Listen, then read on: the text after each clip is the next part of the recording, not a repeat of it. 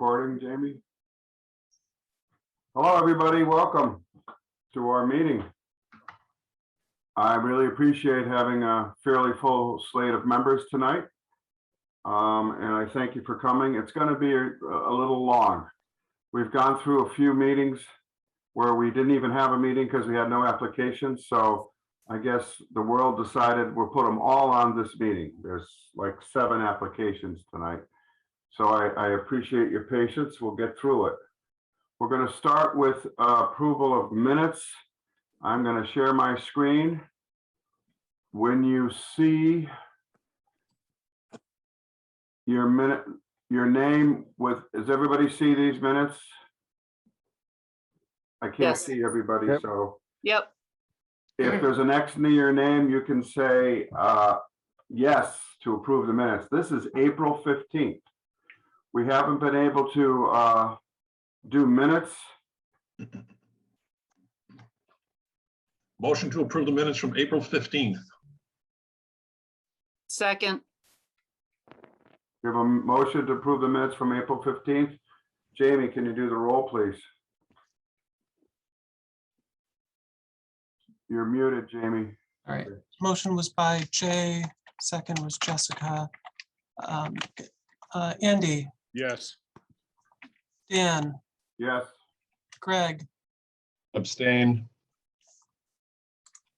Jay, Yes, aye.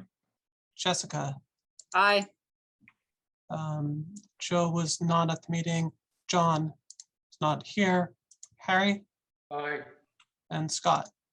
Aye. All right. And Motion, John just entered, so great. motion passes 6 in favor, 1 abstention. Next meeting, June 17th. Again, if you see an X by your name, you could vote yes. I could Motion have a to- motion, please. Motion to approve the minutes from June 17th. Second. Motion is made and seconded. If there's no further discussion, Jamie, please do the roll. Andy, Yes. Dan, Yes. Greg, Yes. Jay, Aye. Jessica, Aye. Joe, Abstain. John. Not here. Sorry, Harry? Harry Aye. and Scott. Aye. Did we skip anybody? I did not record what John's vote was. Do you see you were? John, did you say yes to approving these minutes?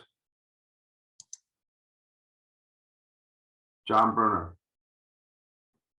You're muted, John. I'm going to go on. Okay. Let's do the minutes of September 20th. Scott, Jessica, Andy, Jay, and Harry, you're all here, so we could approve these minutes. Motion to approve the minutes from September 20th. I'll second. We have a motion to approve the minutes of September 20th. Could you do the roll, please? Andy, Yes. Jay, Aye. Jessica, Aye. Harry, Aye. Scott, Aye. Dan, Abstain? Greg, Abstain. Joe, Abstain. and John. Abstain. Okay, last minutes. There's, I think, yeah, we're all here. Do I have a motion to approve? Motion to approve the minutes of October 21st. I'll second. May I have the roll, please? Andy, Aye. Dan, Aye. Jay, Aye. Joe, Aye. Harry, Aye. Greg, Abstain. Jessica, Abstain. John, Abstain. and Scott. Abstain. Thank you very much. And I have to say, I'm very pleased we have all 9 members of the CPA committee present this evening. Guinness Book of World Records. I'm very happy. I know you're all very busy people, though. I don't mean to criticize. First thing up, well, first is public speak.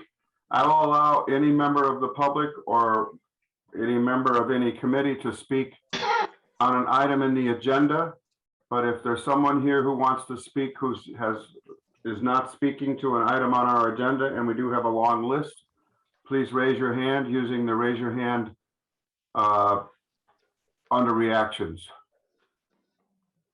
You see any? Burns. You're muted, Burns. Hi. I just wanted to share something that someone reached out to us about regarding the new stage and the first floor performance space. And just as a way to share with you sort of the work that, although the CPA didn't directly fund the new stage, the work that was done surrounding it has impacted it and allowed us to create that stage. So an artist from Holyoke who is disabled, who is in a wheelchair, reached out to us, Lynn Horan, and said, the new performance space is accessible to all artists, including those who are disabled. Look at that gorgeous ramp. You see it as not only members of the audience who may be in wheelchairs or having difficulty walking, it is the artist as well. Even the Academy Award still does not have a frontal ramp for its award-winning artists with all of their funding and support. But this wonderful small town of Easthampton, Massachusetts values all of its arts-loving community. While I'm the first to start calling out those who still keep their doors and facilities closed to people who are disabled, we must all shine a spotlight on those who truly know equity is not just a word. Side note, when we make all spaces accessible, it enables others as well. Moving heavy performing equipment, etc., will be easier as well. Thank you for putting action first. I just wanted to share that. Thank you, Burns. Thank you. Anybody else from the public on an item not on the agenda? Okay. City officials communication. We did get something from the community. Yep, the state match came in. So that, Yes, and it was 39%, wasn't it, or something like that? yeah, so in total, we received a 70% match from rounds 1, 2, and 3. I can share my screen, which shows a breakdown of that. It was also included in the account, or sorry, in the information I brought out. It shows the blue section shows the historical match. The orange section at the top shows the this year match based off of FY21 local revenues. So in total received 414,626, which is a 70% match, and much higher than what we anticipated getting from the state. So what we budgeted was 562,500 for FY22. And so the difference between what we budgeted and what we received will be made available to CPA for spending once the FY22 closes out, and that'll be part of the the extra funds will be added to the undesignated account. Thank you, Jamie.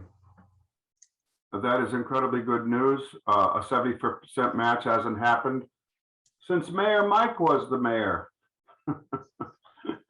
Anyway, could you stop the share? Yep. I am very pleased with that because it does lead us to feel like we can afford the projects we're doing. I'm not going to go over account balances and open project updates because I believe unless you have something new, that information is in the folder. Does anybody have questions on the account balances or open project? Seeing no one. Jamie, you don't have anything new, right? No, I wasn't. I don't have any updates on that. Okay. I asked John Terrell to be here for community action because there was some misinformation, a fun word, that was gone out during the election about our rental relief program. So I'm going to ask a couple of questions if you would answer. because I want to change people's perceptions. The rent relief program, how much has been distributed?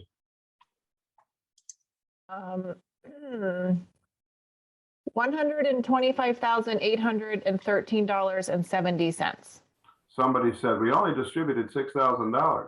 Can we put it up Uh, on the screen? I believe it was in the CPA folder earlier today. I think it'd be helpful for us to see all the numbers. I'll bring that up. Thank you. I didn't know we had that. Can everyone see that? If it's a little small. Oh, there you go. God, I need to start doing my homework. I missed that.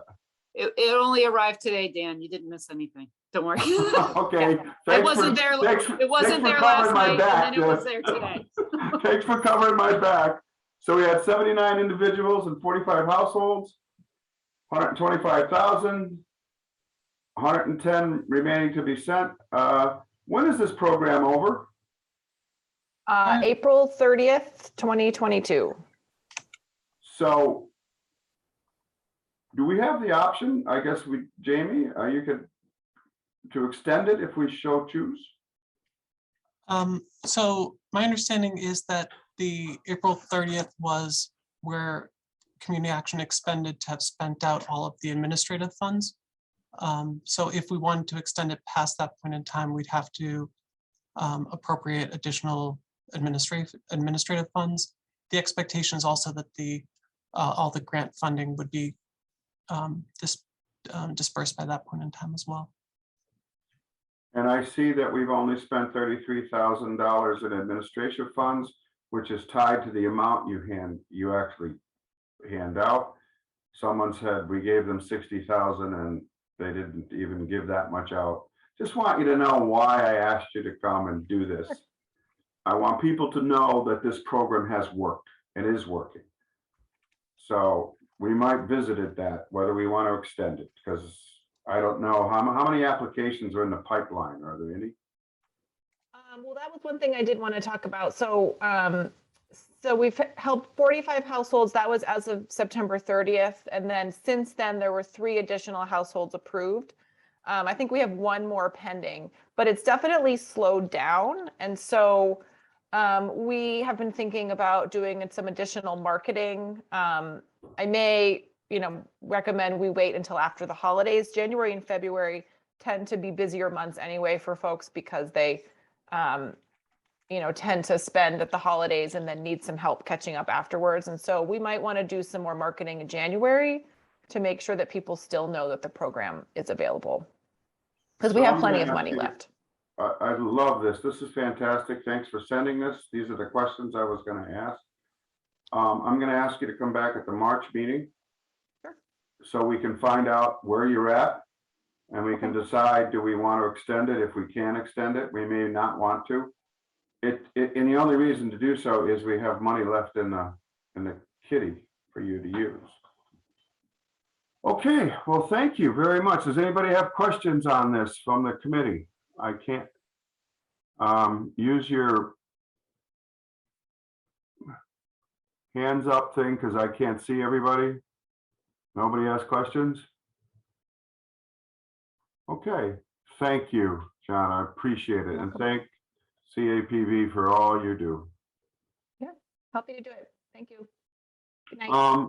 Jamie, we have the Emily Williston Library on this. I don't recall what was our task this evening on that. Yeah, so I was just going to provide a brief update.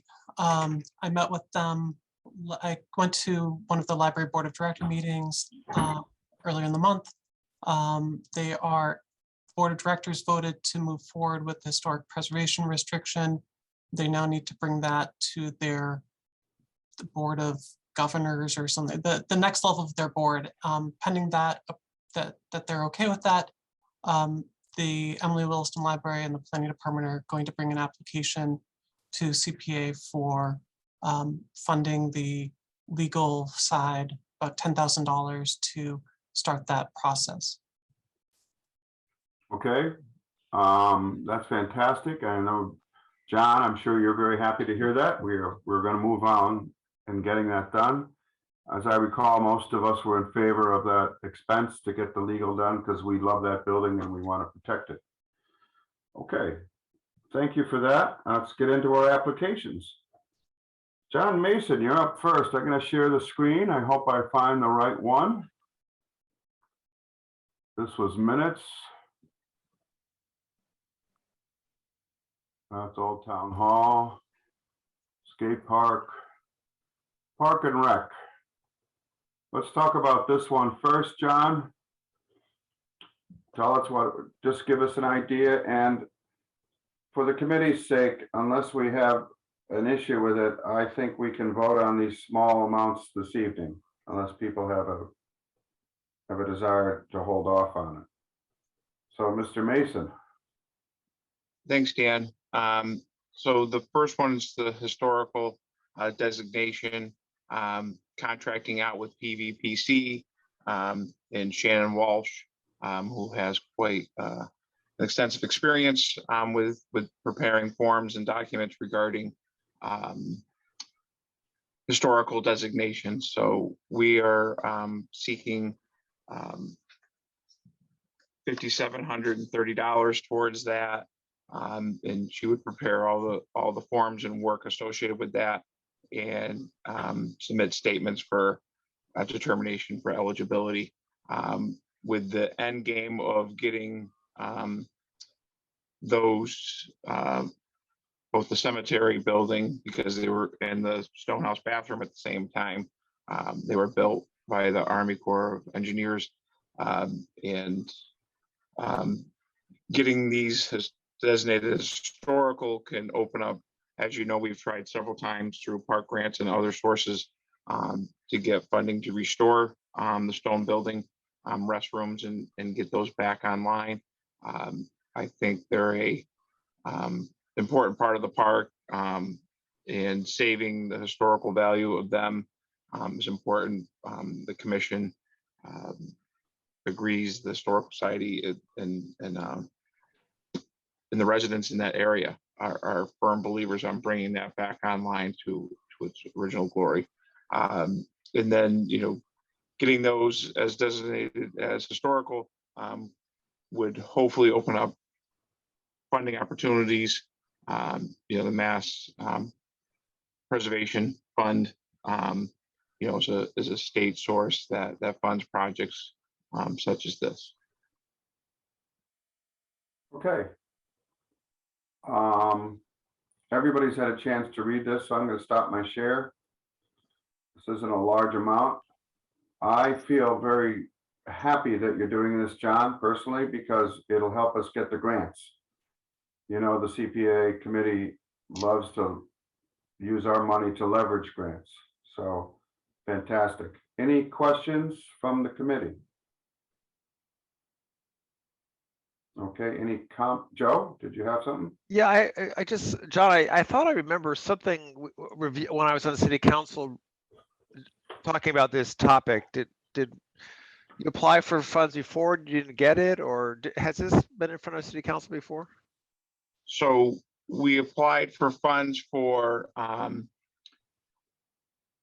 getting not construction documents, but potential costs and an overview of what is needed for those for that building. Okay. So we did spend money on that, short dollars. And we use that towards looking at potential funding from other sources. And we think the best way is maybe not looking at the park grant side, but maybe historical dollars and grants are make more sense for this type of building. Okay. Any other committee members? Any members of the public? Then I would ask that someone make a motion to approve. Unless Yeah, I people think wanna Gregory wait on it, $5,730. I'll make a motion to approve. So we have a second. I'll Second. Okay. We have a motion to approve $5,730 to be used for historic preservation of the stone building and the cemetery building. Any further discussion? Jamie, may I have the roll, please? Greg Roland has his hand up. Oh, sorry, Greg, I missed it. Go ahead. Greg? Yeah, sorry, I have a question on the other parks project, not this one, so we can vote on Okay. this one. Go ahead. So we have a motion on the floor. Any other discussion on this motion? No, I'm glad to see John moving forward on this. So this is a long time coming. Okay. Jessica, I'm sorry, Jessica, not Jessica, Jamie. Please give the roll. Andy, Yes. Dan, Yes. Greg, Yes. Jay, Aye. Jessica, Aye. Joe, Yes. John, Yes. Harry, Aye. and Scott. Motion Unanimous. passes unanimously. Thank you. Now we'll do the next one, Greg. Let me get it up.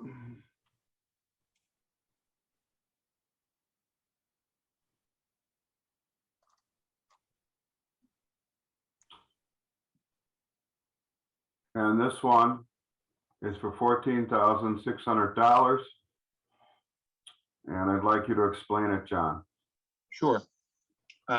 This one, the 14.6 is broken up into two parts, two different consultants. Nationwide Aquatics Consulting have come into the park and done work for us in the past. They look at the pool infrastructure itself. And part of this, of their fee in consulting, he's already been on site and he's been here before with us. But, you know, not only looking at what needs to be replaced, but also, you know, we have a 180,000 gallon pool. What type of filtration system size and things like that, where that would best fit for what we're looking to do. Also, you know, the specs of the surfacing of the pool. It's a concrete. There are other surfaces that you can put over the concrete, or different silicones to repair the seams. You know, there's these rubber-based sealants that would cover the entire concrete pool. So things like that, general infrastructure and planning, talking about equipment costs and you know, what contractors are out there that that he would recommend that he's worked with and had success. Rob's been in the business for, I gotta say, at least 25, 30 years.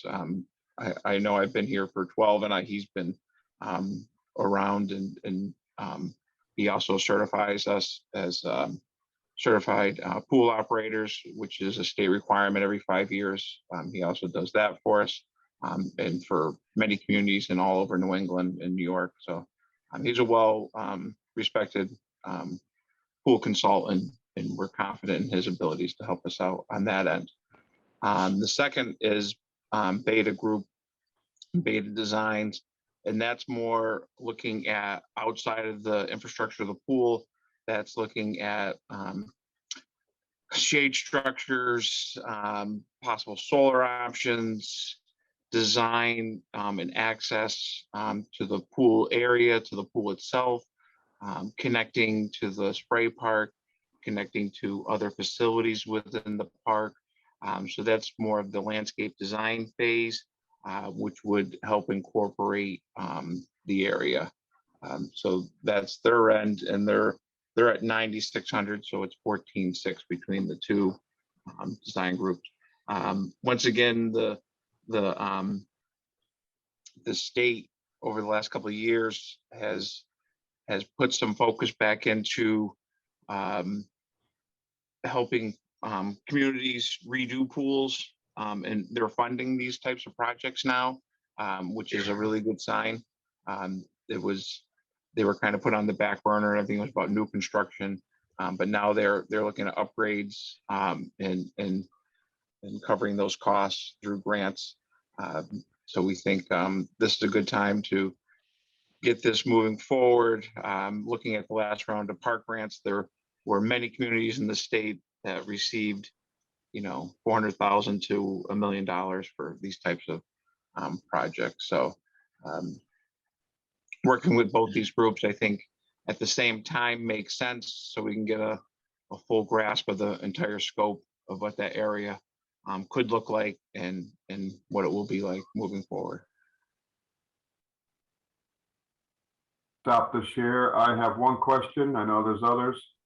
So I mean, one statement, John, correct me if I'm wrong, you're going to get a pretty good idea of what the pool needs and what landscaping needs are going to be designed, and you're going to be able to give us a budget going forward of what each of these are, maybe a plan over so many years, and then you'll be able to ask for park grants, et cetera, once these designs are done. As we've done with many other projects, once we have a design in place, it's easier to get grants. Am I correct on that? Yeah, design and 10% usually. So yes, the goal by both of these groups is to come with cost estimates as well.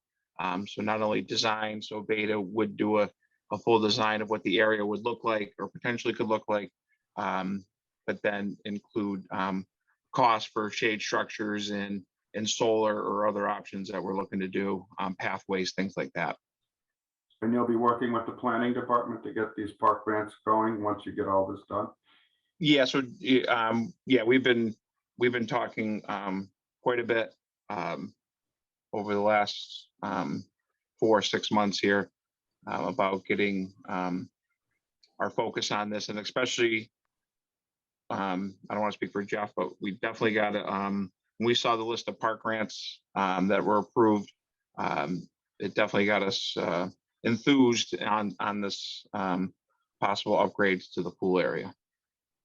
Well, I'm very happy to hear this because I know we've been talking about it for years. Yes, absolutely. And I don't know how long it's going to take, but we need to get that pool done. Last question for me. Pool still operates now. It's not shut down in the sense that you do, huh? No, we can still, it's still operational. We've shut down the last 2 years with the pandemic, and then the limited resources for help this past summer, put a hamper on things. But yeah, it is operational. We're very comfortable with nursing it along for a few more years, and with the goal of, do I see it going 10 years as is? No, without repairs or upgrades, but I think we can do what we've been doing. It's been in sad shape overall since I've been here. So I'm confident that we can still, manage it and nurse it along to provide that opportunity for residents and guests. Thank you. Greg, I know you had a question. Yeah, sure. Thanks, John, for being here. Since it's been a little while since I've been to the pool, can you just share with the committee, what you consider the most pressing, functional deterioration or need for the pool? Like what's going to break about it? You say, it's not going to last 10 years. What's the condition of the pool and what's about to go?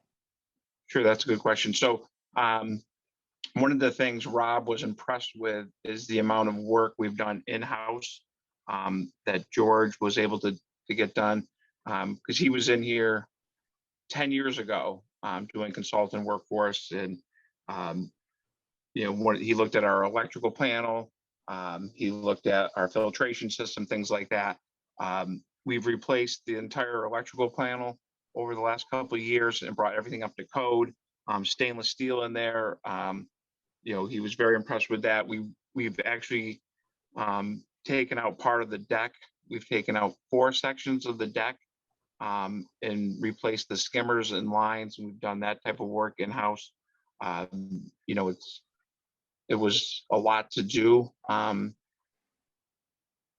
when we were shut down, we took advantage of that during the pandemic and put resources and time into that pool area and redid concrete and put new ladders and things like that. So my concern is the pool itself. The seams, the cracks are getting wider and deeper.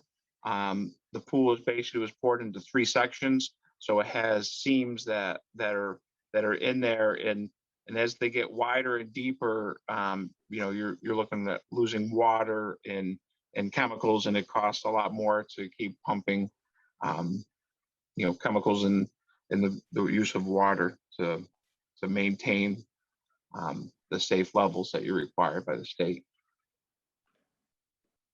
So primarily it's those cracks and seams are widening, and that's what you and the think is gonna filtration fail. Yeah, and the filtration system itself, you know, it's a sand filtration system. We think George and I were in there about 18 months ago, looking at those, and those, you know, they got about another, you know, 3 to 5 years. They're solid, but you know, that filtration system and the chlorine is through an automated pump system that's outdated. So things like that, and just general plumbing in the filter house. We did have the cameras run through the filtration lines that feed from the filter house into the pool, and those were really good, surprisingly enough. So we think we can just you know, seal those with tube. You know, they insert tubing much like they would do with you know, with water for residential. You can use those lines without having to redig up, you know, underneath the pool and all that stuff. So yeah, those are main concerns for the area in looking at the skimmer outlets, replacing those lines as well. That okay? Everything, Greg, you're all set? Yeah, I mean, I think so. This is just sort of a design piece, and I imagine we may be seeing this. And if I hear you right, John, this is really to leverage some grant money, and that's partly why you're here when Yes, you're exactly. here. So, Yep. you know, I support it, and I think my biggest concern is I'd love to see multiple options, you know, sort of down the line for you know, what can be done or should be done. But yeah, I mean, I support this. Jessica Allen? Yeah, so one question in terms of accessibility. I heard you talk about accessibility of the site. I'm wondering if the pool itself will be designed to be accessible, where it will have like a ramp on one side so that somebody in a wheelchair or who has mobility issues would be able to actually enter the pool, not just the site around it. So currently we have a ADA lift that's attached to the pool. So anybody with accessibility issues have access into the pool that way. I know a lot of designs, well, especially on new pool designs, it's called zero entry, and they don't have steps that go into it. So it's just you know, you walk in, you're 2 inches in, 4 inches in, you know, kind of like you're walking off the beach into the ocean. You know, they kind of you know, gradually. So that's a new construction idea, and what people, I don't know if we'd have enough room to do a zero entry pool, but it's something.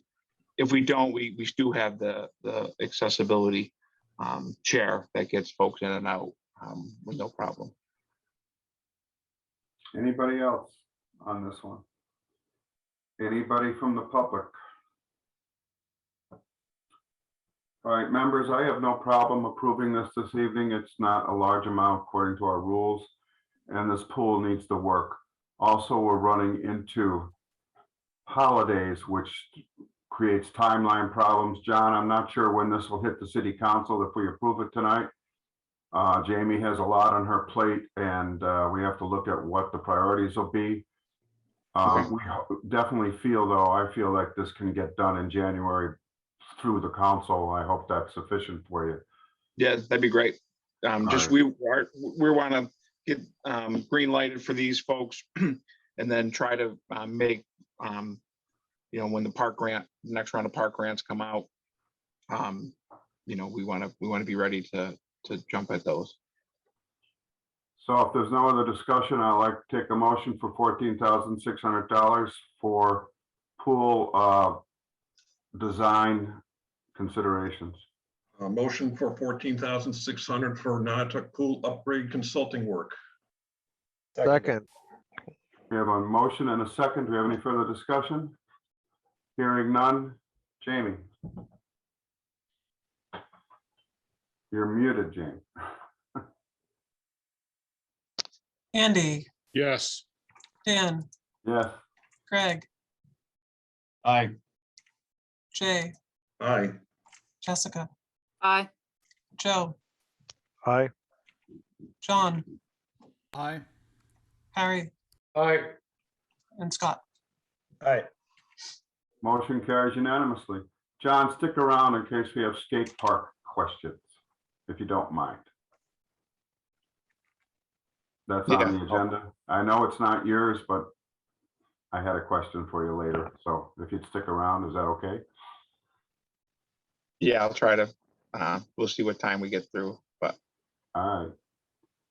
Next item up. Oh, my friends at City Space. Before we get into the details of this request with Burns, I wanted people to know that in my view, well, first of all, there's an urgency to this. Let me find it first. No, wrong one. Here it is. This has been a project we've been dealing with for years. We've set aside $3 million. So I believe we can't approve this evening because it's not new.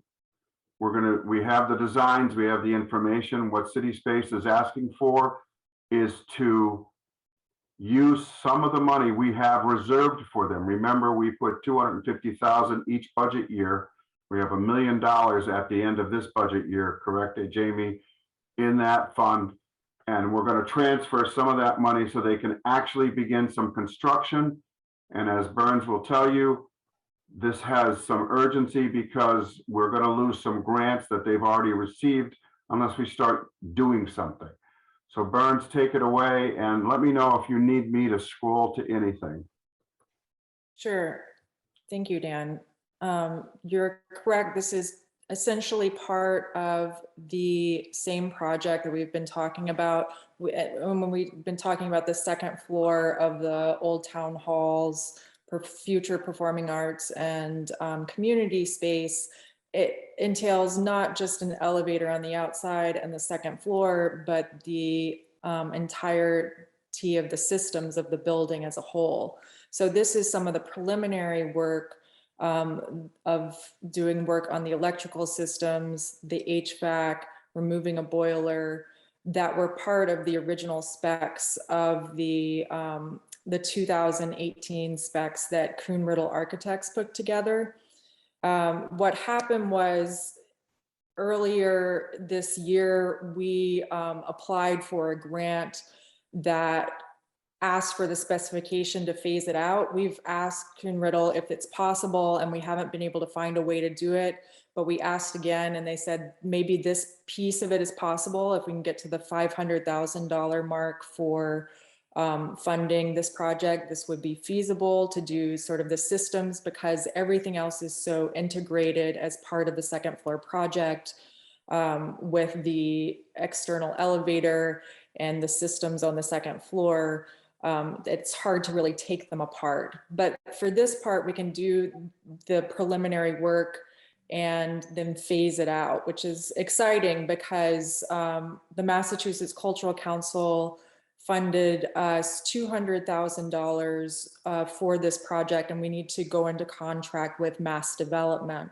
So I've been in discussion with Mass Development about this, and they said, you should apply for the funds that's feasible for this project. So we did not receive the grant this summer for this phased program. So it dawned on us, well, we could do this with this Massachusetts Cultural Council Cultural Facilities Fund with some CPA funding, in addition with funding from an anonymous donor, and we could close out those accounts. And that would allow for potential of future funding from those sources as well. We cannot apply for funding from the Massachusetts Cultural Council until we complete this grant, which is $200,000. Sometimes they fund $500,000, but the cap for that year was $200,000 because it was very competitive. So what else can I tell you about the project? I have Mike Tausnick here, who is so kindly going to step up as part of the building team continued process and be the project manager as part of this project. And he's very helpful at answering the detailed questions about the HVAC system, the boiler, and the electrical system, which he knows very much about within the building. Anyone, I see the budget here. Yeah. And it's quite detailed. I see there's a 10% contingency, which is something that I agree with. And what you've done is you split this. Where's the other, you said 200, where's the other, just remind me, where's the other 55 coming from? Yeah, so we have a $50,000 anonymous donation from a foundation that would love to see us, complete the funding from them to complete the contract with them. And then the additional funds would come from funds that we've fundraised for the capital campaign project. So you need to use this 50 as well soon, right? That there is a, yeah, it would really be a good on that idea as well. It would be a good idea to do that as well. Yes. Mike, do you want to bring up anything? This is quite detailed. Well, I think Burns covered it pretty well.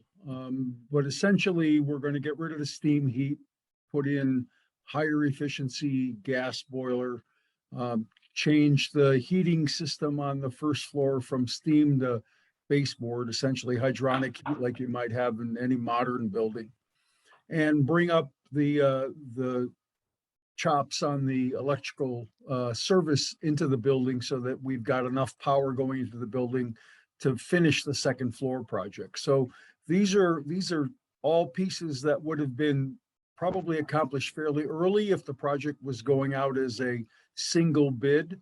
I'm very happy with Kuhn Riddle and their ability to be able to split this out. I think it's important to note that the steam boiler in that building was actually taken out of 50 Payson Avenue back in the mid 2000s. When we upgraded the boilers there, the boiler at 43 Main Street had failed. And so we reused the boiler out of 50 Payson. So the boiler in there is probably 45, 48 years old now. So just let me ask, the HVA system, obviously the electrical, the HVA system will go upstairs, probably won't be finished out because you still have to do a lot of construction, but it's going to be ready to go when that construction is completed. The work in the basement will be ready to go, but the project won't tie in anything to the second floor yet. It'll prep for it. So we'll be ready to connect the second floor, but we're not going to do any work above the first floor. I see. But this all has to be done anyway. Okay. Yeah, it's all a part of the base project. Yeah, the only part that wasn't part of the base project is a recovery ventilator that they added on as part of sort of post-COVID utilities within the HVAC system. But everything else was part of the original plan. And does that include new modern filtration, MERV filtration? Do you know if that's going to be part of this eventually? I think for the upstairs, I would need to check on the downstairs too, and I will do that for sure. I would suggest that because everybody's doing that. Yeah, we talked to them about what needs have changed for, you know, for since COVID has occurred. And they said that the original plan actually fit the needs prior to COVID and for a post-COVID world too. This is great, and I see the urgency. Again, members, this is not a new project. It's something we've been talking about for a long time. I consider it the single most important, impactful project the city has going forward for economic development. When we get this done, the people that come to town will use our small businesses.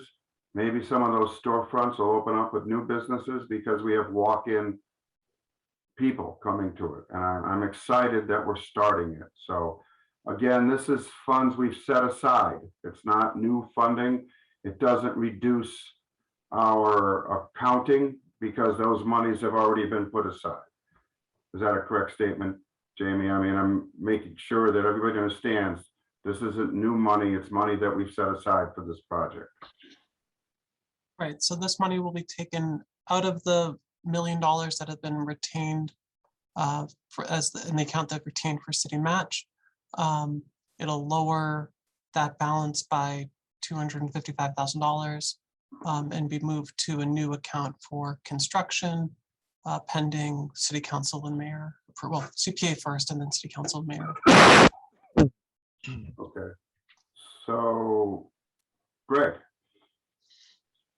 Yeah, I generally support this program, so it's good to see you again, Burns and Mike.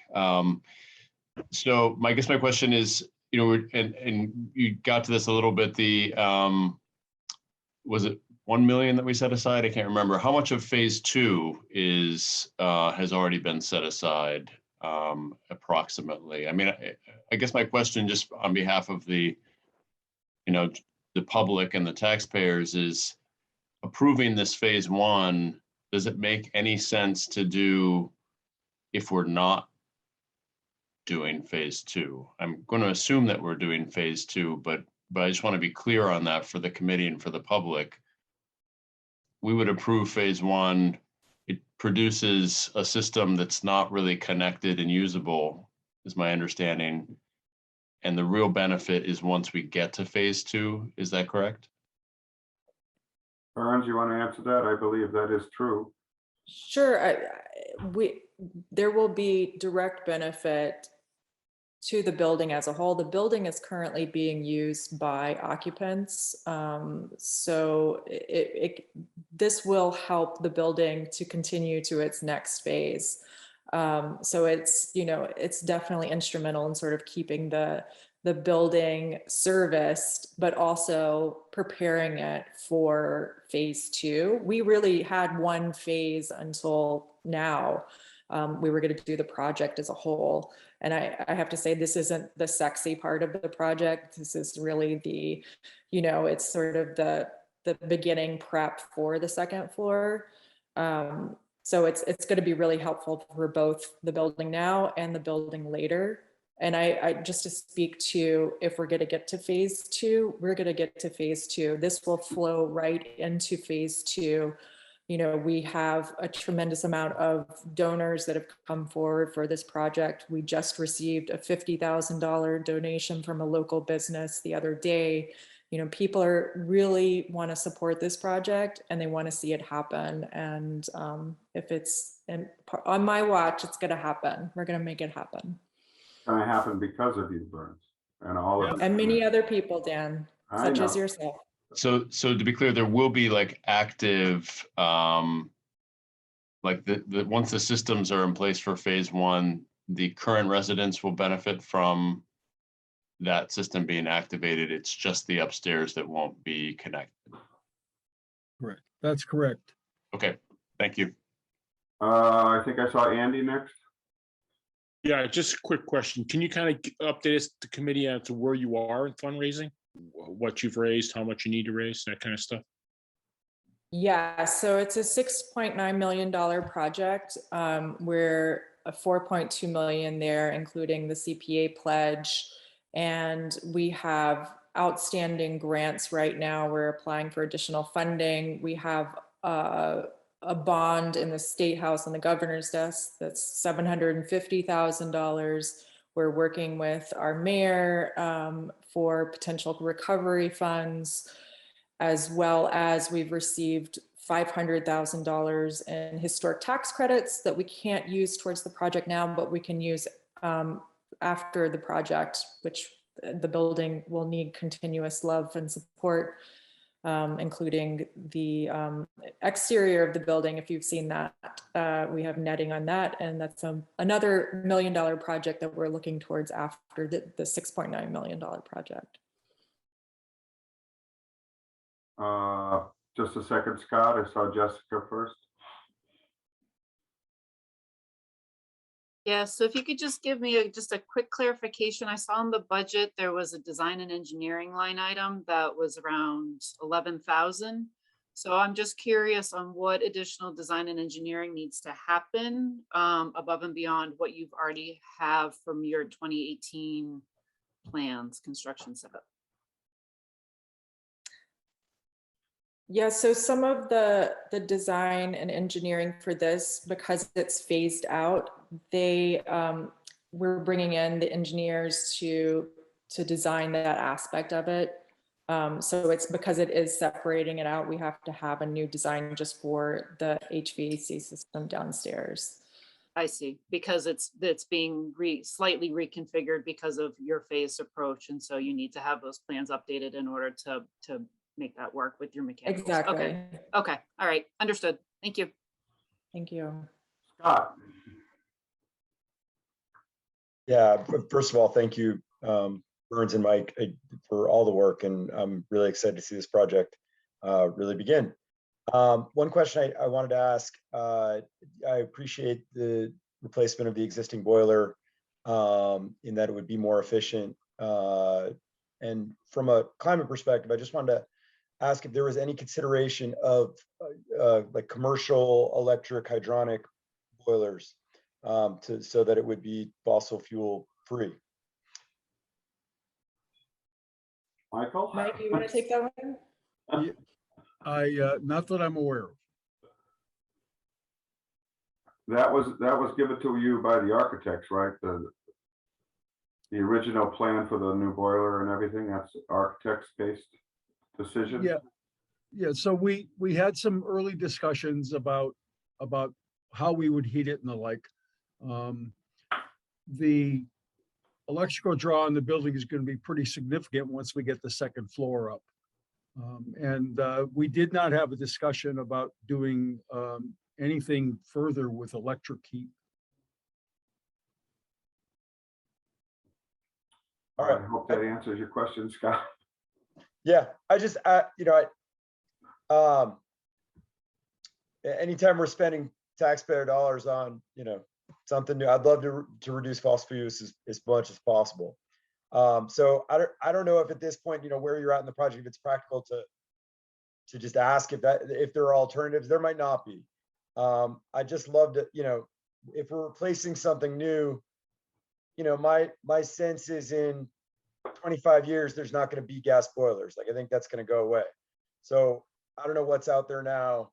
I'd love to just, give that a thorough exploration. I know that it's part of the building project. I have to, go back because it's been a couple of years since we were in the thick of it, that the alternatives were discussed as options. There were limitations, as Mike said, of, what could be pulled on the building energy wise.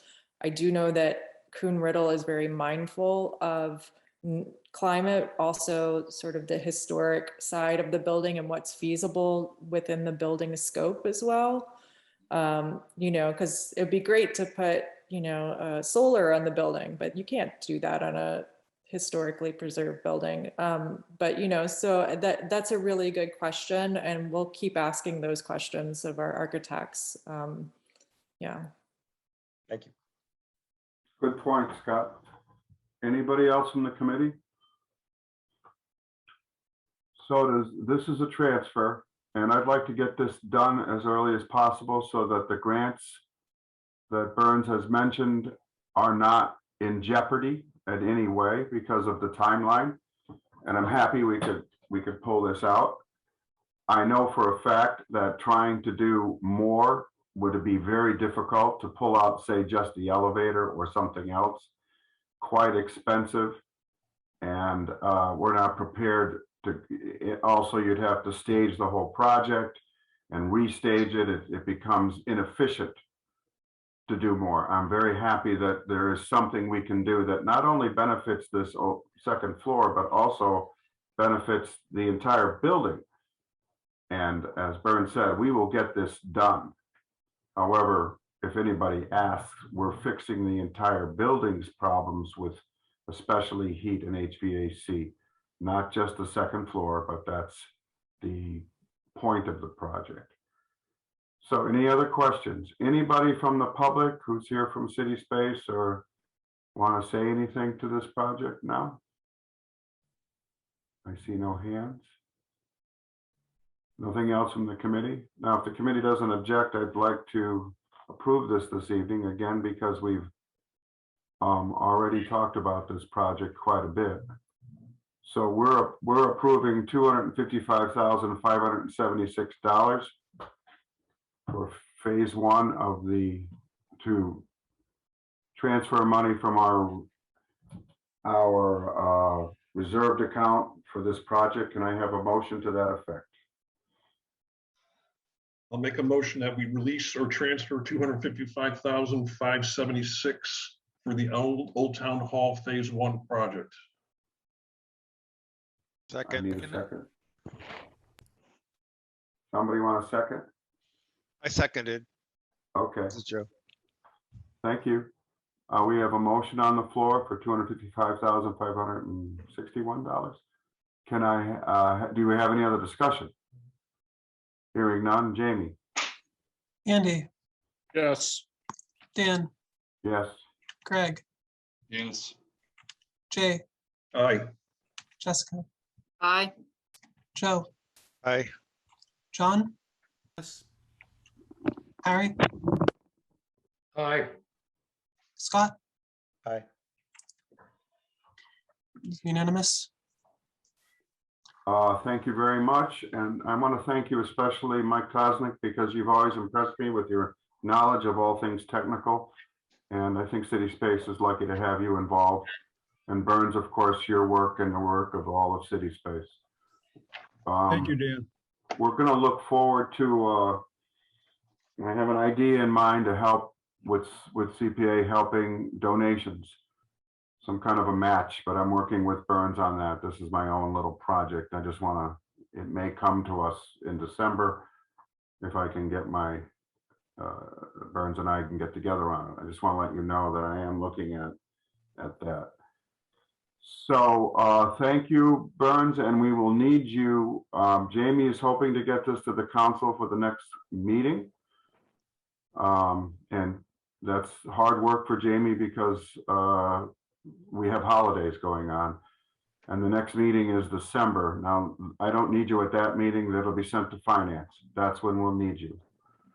Now, given the timeline, if we get it to finance, it can be approved in the last meeting of this council term, which would be December 17th or something like that.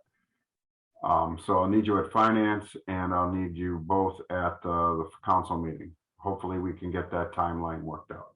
So thank you very much. Great. Thank you very much.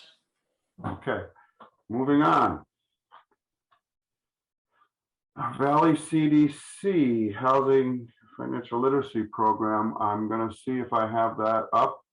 And there's nothing, I put that on the Oh. agenda. I wasn't sure if they were going to apply for this meeting or the December meeting. So I wanted to just cover my bases and make sure that if they did apply, that we could discuss it. They did not apply. They're aiming for the December. Oh, man, that 16th explains meeting. why I couldn't find it. You can't do that to an old man, you know? Well, you know, try to cover, like, we had to No, it's have the good. agenda It set showed a up. week ago, so. All right. And we always like to help Valley CDC. All right, so the planning department has a couple things, and I'm sure Jeff is ready to go. We talked about the one. Let me get these applications up. Apologize for the delay in my computer. And can I make a recommendation that we talk about the skate park first, so that way John can go on with this evening? You got it. Here. Okay.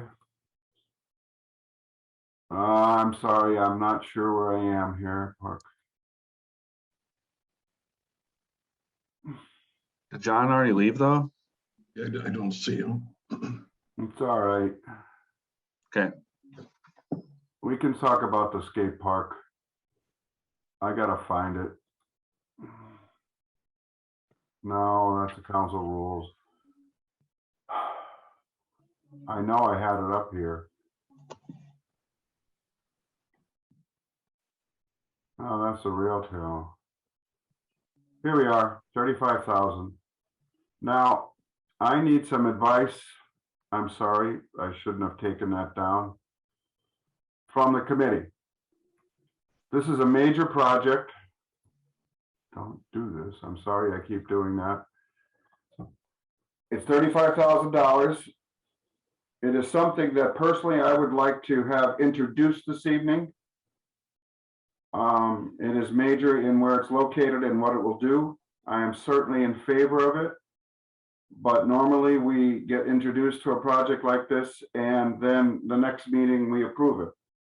I would also like the public to weigh in more once and I'm sure, I don't know, Jeff, you can tell us if the public's weighed in on it, but I need the committee to tell me if it's all right if we hold this off until the final vote, or if you really want to vote on this now. I'm sure you've all looked at this project. So, and I say that only because I think it'll influence Jeff's presentation. How do y'all feel about waiting until next month to finalize this? Anybody have anything to say? I mean, it would depend for me if there was any deadline for matching grants or anything like that that Jeff was looking to make. That's a great question. Jeff, is there any deadlines on this? What's the urgency on this? I think in this one, you know, I think we're okay. We would like to talk about it as much as possible tonight, but I think we're okay if it gets pushed out to the next meeting. I think, you know, I talked to the folks that are here who've been working on this with me. I think that was understood that it could happen. So it's not critical at this point. But I would definitely I want to do a full presentation and hear questions and make sure we kind of start the discussion, if that's okay. Oh, absolutely. Our goal on that rule is so that we can absorb it all and come back with future questions. But anybody who's here can speak and we can talk about it. Jeff, why don't we make you a co-host and you share this project? Jamie, if you'll do that. And go ahead, get into it. I'm curious. I was unable, when you get to it, really point out the location, okay? Because I was a little confused on that. Sure, great. Yep. Is Jeff a co-host now? Yes, okay. You know, and I'm here with Angie, Eddie, Noah, and Matthew, and they've been, you know, key people involved in this project, really initiating it.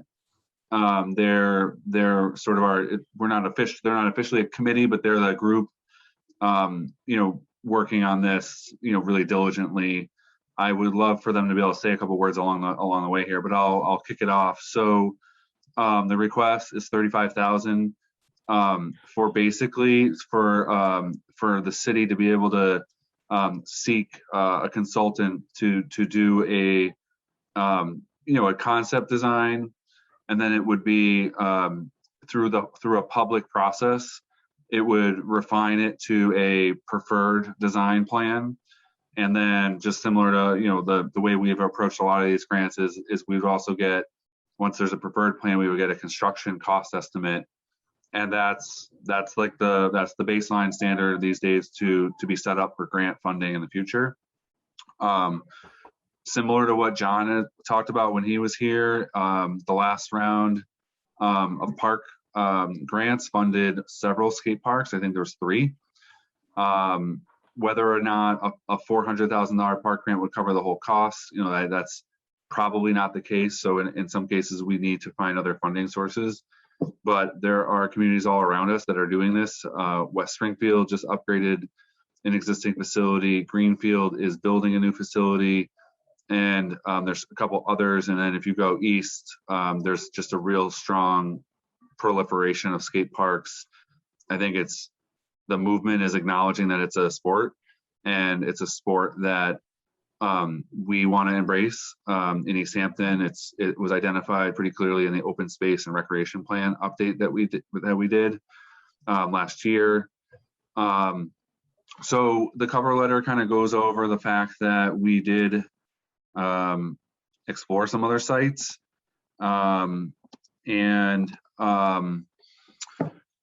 we looked at a couple in Nonotuck, including Daly Field and interior to the park, near the pool, and then further in by the soccer fields. We looked at Millside Park. We looked at the lot behind Parsons Street School in New City. We looked at the high school. And then we looked at the new Mountain View campus. And, you know, for various reasons, each one of them, you know, it was determined it wasn't going to work. And so my task through the mayor was to really dig deep, try to find a spot that's city owned. The ideal location had existing parking, which is a really important commodity that so with existing parking, we're not talking about building new parking, which just blows huge parts of budgets. So we kind of looked at this underutilized area behind, I'll pull up the map, behind 50 Payson. And we walked it and we started to look at how it's being used, and that it could create a unique park in Easthampton. It's got benefits of being right here. It's a very easy area to light. It's got existing parking, and with absolutely no sort of disrespect to anybody who would ever be here, but it's right next to the police station. So, you know, we ran into a lot of concerns and questions about having it at schools, especially the middle school. That was the first question, was about sort of uses and security and lighting. And so this site kind of started to rise to the top. We've taken a couple modest steps with the help of the skate park committee, who has fundraised some money. We hired GZA, which is a local environmental consulting firm, to kind of answer an open question about the pond. In other places around town, the ponds can be considered a river. And if it was a river, it creates a 200-foot, you know, highly regulated riverfront zone. And so that was the first step that we took, is to make sure that it wasn't going to be riverfront, because that would have definitely eliminated the potential site. Our discussion here, you know, would totally involve the Conservation Commission along the way. But what we have shown on this map is a 25-foot setback, which is kind of the minimum. And it shows that we could work in a space that would require no tree removal. And then there are kind of two iterations. One, which is shown here, which kind of tucks around the back corner. And then the next one, it does show that we would talk about, you know, we would look at some of the existing paved surfaces back at 50 Payson, so some of the parking spaces. So that's an important design consideration that the project would fund, is to explore this. And, you know, while I understand the mayor is not the final authority in all of this, but, you know, her take on this was that the parking is underutilized, say most of the time. You know, there are periods during the daytime hours that the parking lot's kind of full. We think that there's city hall employees. We think that there's a lot of employees working at Riverside who park over here, even though Riverside has kind of an abundance of parking behind their facility. So those would be part of the design considerations is to talk about this. But aside from town hall hours, the parking lot is totally underutilized. And we did, you know, I did a parking study kind of over the summer for not for this project per se, but to look at the downtown and look at what we're doing with the elementary schools. And, you know, no matter how hard we try, this lot is underutilized. So it's got capacity during most of the time that we would expect a lot more activity for skateboarding to be there. So I'll stop my screen share for a moment, figure out where I was. With the committee's help, we wrote out a request for some proposals, and we laid out basic parameters of things that we would want to see. And I'll let the other people speak to this, but we got really good responses, and there was a couple that I think came, you know, with high regard. Some skate park designers are kind of looking around and seeing that this would be a great project for them to work on. So we got a lot of support on that angle. I guess we do not need to rush this, but, you know, I think getting your questions will be really important for us to understand. And then hopefully at the next meeting, that would be great, because then it goes to the council, and you know, only after all of that can we really pick one of these consultants and start the process. So there is a little bit of urgency. What we are looking at is a friendly, I'm saying this jokingly, I shouldn't. We've had discussions with the Parks Department. The Parks Department, you know, needs and wants access to some of the grant funding that we've been working with. So we are at a little bit of a friendly race to see which project might shape up first. We'd give all the deference to the pool project that John has, but if that falls down, slows down, or becomes not feasible for, you know, those, it's usually in July. We want to be ready with this one. And I think the last thing I'll say is that with all the discussion of funds coming forward of all different types, you know, we're hearing about infrastructure, we're hearing about, you know, ARPA. Last year, there was a big discussion about recreation. And what I heard was that the recreation funds are also going to be increased greatly. Like there was a, you know, one program, the Land and Water Conservation Fund, which is a program that funds, it would fund this 50% of the cost of the skate park. It would also fund 50% of the pool, was going to go from $8 million a year up to 15. And I don't know if it's happening this year or next. But my point is that, you know, my goal is to have a shovel ready or like a grant ready project. And this will probably not be the last time you see me with that kind of notion, but the skate park kind of really fits really well into that program. And I think with that, maybe Councilor Rist, I don't know if you want to hear from the skate park folks or Well, I want to pepper me with questions. I want to ask questions first, and then we'll go to those people. Great. I have a few. Yep. It concerns me. It sounds like we have competing grant applications for the pool. This is a good project too. Is that the case where if we put in 2 or 3 grant applications, they're going to pick one and that'll bump others? What did you mean when you said that? What I meant was that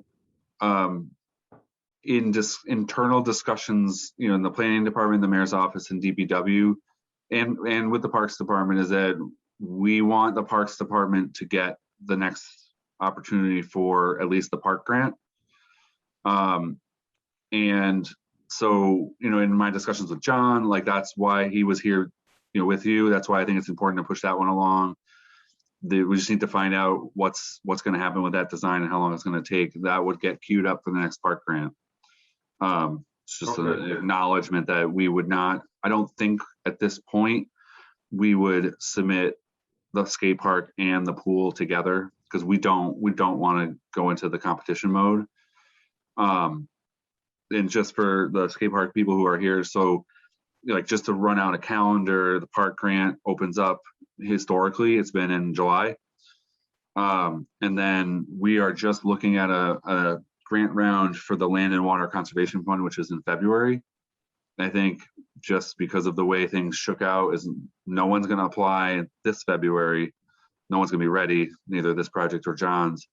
But we would be looking at that February round and see which project is ready or needs funding first. Okay, a couple more. Initially, I was upset that we were going to put it here because I said it's a park. Why can't we put it in the park, not a tuck park? But I actually have come to the conclusion this is a great area to put it. It has parking already. It's near the police station, which is helpful. I mean, skate park enthusiasts, I know they're very good, but if there is an injury, you don't have to wait long for help. Big question, Jay, Conservation Commission, have you looked at this? Yeah, we already looked at it just to give the architects a little bit of information as far as how we might rule if it came before us. So we determined that it wasn't, it would not be in a 200 foot riverfront area. So that's why they're going forward with this project. And you're not concerned about how close it is to the pond? No, they'll have to do certain things to make sure it works because they're inside a buffer zone, but they're not, the 25-foot buffer should probably work out fine. Also, is this going to be fenced in or is it going to be completely open? I'm just curious what you're giving the design people, what their parameters are. Is that, I like the larger area, by the way. I think you should go big. That's just my personal, because it's hard to expand something like this when it's not part of the original design. But I am concerned about how it can be restricted, entrances and everything. Is that something that's normally done for skate parks? Yeah, it seems, well, yeah, I see Noah saying no, but everyone that I've been to has had a fence, and I know that that's probably a design consideration. That I don't know that we specified it. I think it would come up, through the design process. So I think it's an open-ended kind of thing. All right, I was envisioning at least a black, like a 4-foot black, some sort of fence, especially in the parking lot side, just in a curb. We haven't gotten into any design. That's the purpose of the grant. So I think it's a fair question. I don't know, we would need some kind of delineation between the parking lot and the park. And so what that is exactly is unclear. Okay, I think that's going to come up in future discussions with the city council and others. So you guys know what you're doing on this. It's just something I thought of. I'm going to go to other committees, then I'll allow the people from the skate park committee to talk. Jess Allen. So just a couple of thoughts in terms of the location. I think there's pluses in terms of it's another place that's activating the downtown, which is great. Having more people and more activity downtown, therefore sort of spills out to other businesses. As a parent who has a kid who utilizes skate parks all over the valley, to have kids be able to get dropped off and then be able to walk downtown, go get themselves snacks, have parents drop off, be able to go get something to eat, leave their kid, doing their thing. I think it's great. I just want to make sure that the resource areas are going to be protected properly. And I know the Concom does a fabulous job and are very vigilant, making sure that we meet the regs.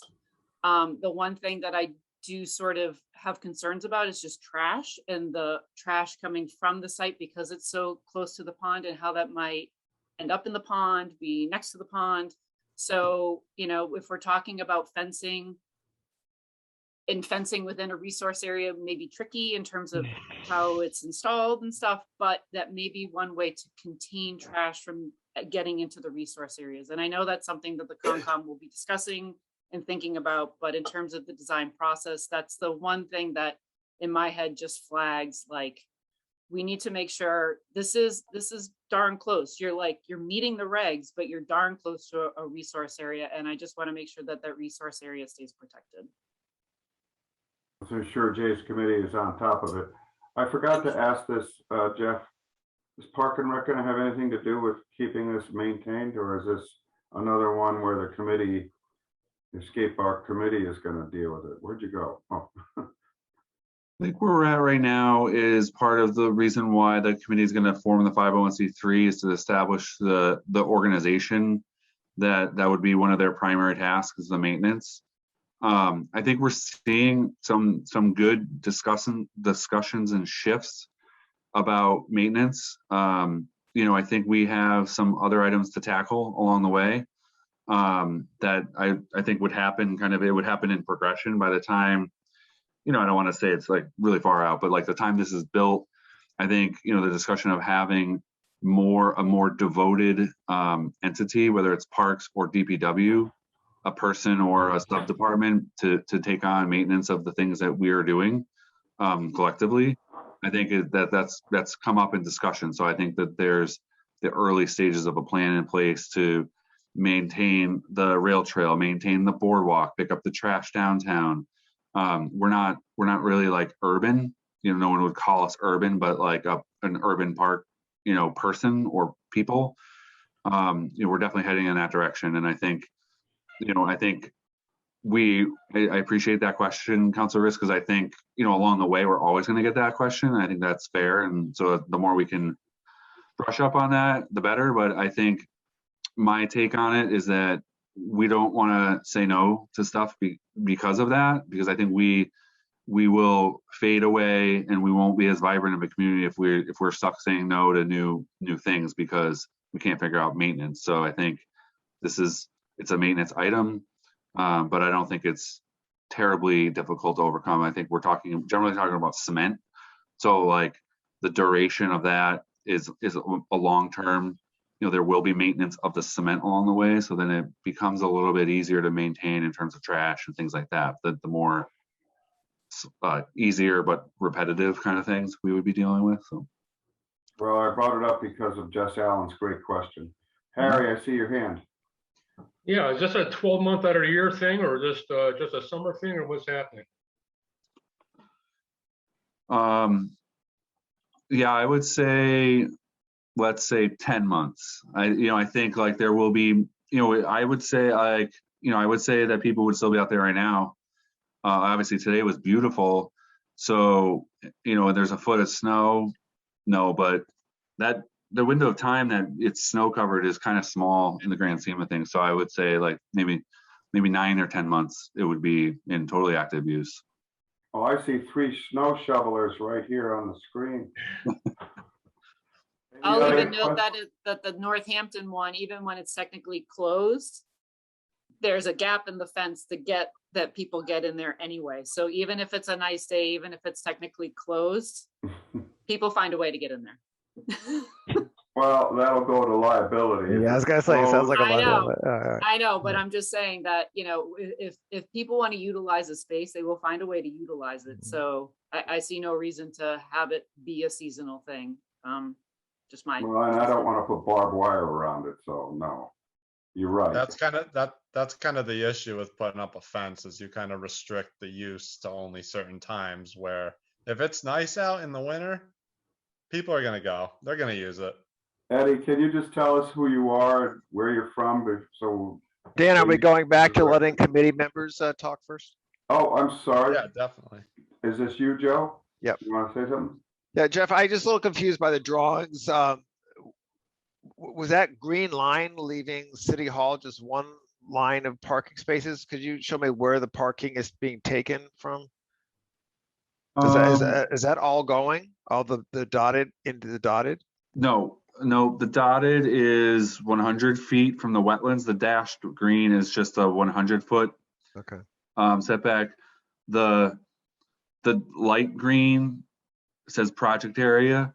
Okay. This is just an area for the designer to be considering. I think there's a couple different ways that this would lay out. I think that's why we're really hopeful that we can get, a professional design team in here, because this is just a bunch of boxes that's on GIS. And I think there's ways to be creative and really kind of tuck elements of the park in to what space is available. So this is just a box. So I think it's just, we kind of just wanted to give a general parameter. We said that you can be creative. I think we're going to be hesitant about really peeling over into the whole parking area, right? That's not really the vision, but this one was kind of a modest take on that would take a reconfiguration of the parking area a little bit, but yeah, nothing set in stone. Yeah, because I'm sure this lot has been used by a lot of, certainly the farmers market takes a significant amount. There's been a lot of concerts there this year. I think a significant percentage of residents for off-street parking for snowstorms. I think we've had this issue with the school reuse. I think we need to get past a little bit of my impression of doing my own traffic parking study was this. We may need to have some, for both committees, may need to have some more solid data as far as the parking use and needs of City Hall parking. But it makes me a whole lot easier if that's the area you're talking about, potential square there. But I don't know. I just think parking is a real issue in this city, and it has to be considered. Yeah, Jeff, can I just ask, is the dark green area part of the design area as well? Yes. So that's what I thought. Okay.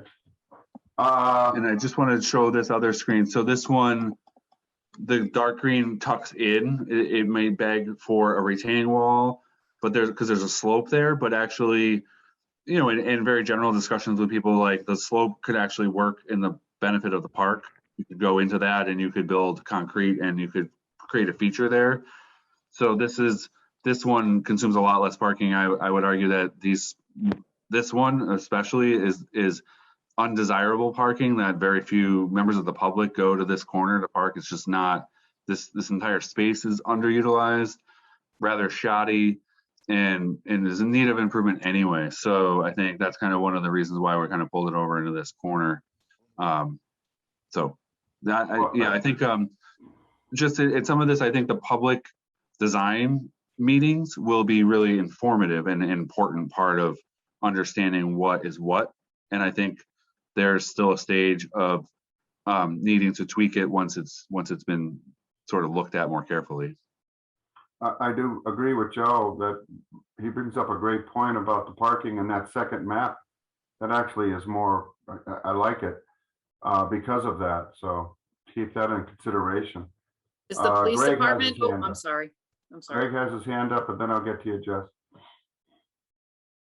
Yeah, I'm kind of excited about this project. I feel like we're behind the 8 ball on having a skate park in town. I don't know, ever since I moved here, I was like, this is a great place for a skate park. So I'm catching up to the site location of it a little bit, I have to admit. And part of it, I guess, is just there's like the recreational crossover, and maybe this is just from where I grew up, and having basketball hoops nearby or other things that are adjacent to the skate park. I guess I'm curious what ruled out places like Millside Park and so forth that have other features that are recreational kind of already built into it. And I don't know what this, it sounds like the decision's been made, but I guess I'm just curious, and maybe confirm that the site decision has been made, but I'm curious both from you, Jeff, and then also from the skate park enthusiasts, what the second best location was, or what the different criteria were that ruled out some of those other spots like Nonotuck and Millside Park.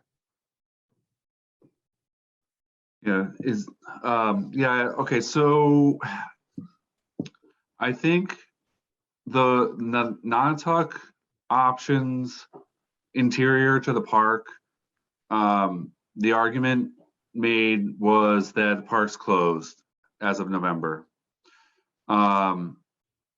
And therefore just wasn't viable. At the entrance to Nonotuck, I would say that there are potential areas, but my understanding is the Parks Commission is opposed to having this use there for maintenance reasons. And I think the comparable, I don't think that everyone's up to speed on how this is a comparable sport to basketball. I think we've just stopped looking at Nonotuck. Millside Park, I think, had a skate park originally before the renovations. It was more of an ad hoc creation, and I think it never had the structure that it needed to survive the long term. And I think Millside Park, I think has really shown itself that the back space can be utilized for other purposes, frequently. And I think the reaction to putting it there would take that space away from what is really a really programmable space. I think I do want to argue that the parking lot, series at 50 Payson, was a response to COVID. I think it was an opportunity. I don't see it being this permanent fixture there that would guide every other future use of the back market. I think the farmers market is more of a legit organization that uses that space, that needs the pavement and things like that. And then the schools, the high school has a couple nooks and crannies, but they're very close to houses. And so we just, I personally, I guess, riffed off of the dog park discussions, which I don't equate dog parks and skate parks as the same, but if you're talking about noise, people, and lights, I think putting it next to residential homes is going to be a problem. And so I think the back of Parsons Street School had that same kind of dynamic. And then the elementary school, it just was pretty much a no-go. Even though we wanted to put it on par with basketball, bringing people together and having people on the same site and kind of the synergy of youth, still a no-go. So my purpose in kind of working with the group is that I think the time is now, and we're still talking about like probably 3 years from now, like a shovel in the ground. And so we just found this spot, and we think it's worth exploring. Does that answer your question, Greg? Yeah. I mean, I guess so. It's creating a whole nother recreational spot in town, which on some level makes sense. And I like the adjacency to some of the natural features in the public safety complex and so forth. I just was curious specifically about Millside Park because it seemed to have so many of the advantages and really kind of building momentum for people as a destination for recreation and stuff. So, but you answered that question. Thanks, Jeff. I appreciate it. Yeah, thanks. The one thing that I've noticed with dog parks in every park we try to do is NIMBYism is rampant. Nobody wants it in their backyard. They all like them, but they don't want them in their backyard. And this is in the backyard of the police station. So that's probably a good thing. Any other committee members before I open it up? Okay, Scott and then Harry. And actually, Jess, did you want to say something before that? Oh, I'm sorry, Jess. Were you first? Just very quickly, and then I'll stop. In terms of the parking, to respond to Joe's comments, the second map that Jeff showed that had this kind of the smaller footprint, but it was kind of up on the slope a little bit. I'm just wondering if there's been a conversation with the police department about opening up their back of their lot a little bit to allow public parking back there or whether that's just a no-go. So just something for consideration in the design process. That's it. Okay, Scott. Thank you. Thanks, Jeff. And thanks, skateboard enthusiasts for joining this meeting. I think this is awesome. As a parent and as a 5th grade teacher in town, I think this is going to be much loved and well used. I'm really excited to see city planner Jeff Bagg doing kickflips in this sometime soon. So I want to make sure that we make the most of this opportunity. And I was looking over the materials that were submitted, and I noticed something. I'm going to just, can I share my screen actually, or can you, Jeff, pull up where in the open space plan because one thing that I noticed is this is in the open space plan that was put together a few years ago. So it's not like this is something new. But can you pull that up? Yeah, just give me 1 second. I think it was in the packet. So It was in, yeah. And if you actually, I have it ready. And I don't know if I'm your co-host, able to you share can my share. screen. You can do it now, Scott. You're All right. co-host. So this is the open space plan that Jeff included in the paperwork. And as we see here, existing recreational facilities opportunities are improved to meet the needs of residents. And this is number 2. It's right in here. Opportunities for new recreation.